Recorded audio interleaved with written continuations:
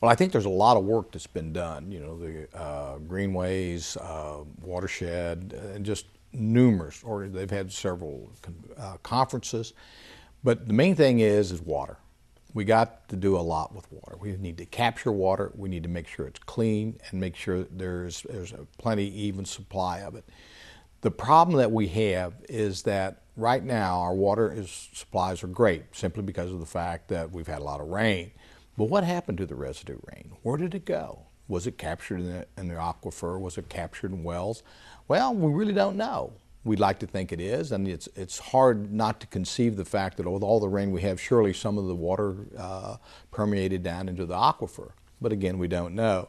So what are the culprits? I mean, who takes the water? Well, you have the large wells that are being drilled by cities and by businesses. They have to have this. This is a very necessary water. So how do we replenish this? How do we make sure that the next 50 to 100 years there's plenty of water for the citizens of Greene County? This is going to be an issue. I think anybody will argue with you that we're going to have a drought somewhere down the road, maybe 10 years, maybe 5 years, we don't know.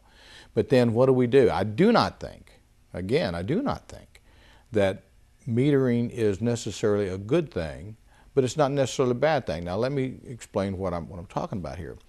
We need to know what water consumption be so we can make some kind of prediction. But once that water meter becomes a leverage to tax people or to punish people for excess water in difficult times, then that's gone too far.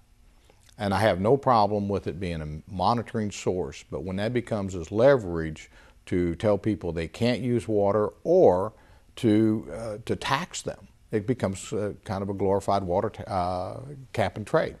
So I'm not for that, but I think there are ways, there's the technology out there. The other thing is that in Springfield, and primarily Greene County, sits on a plateau.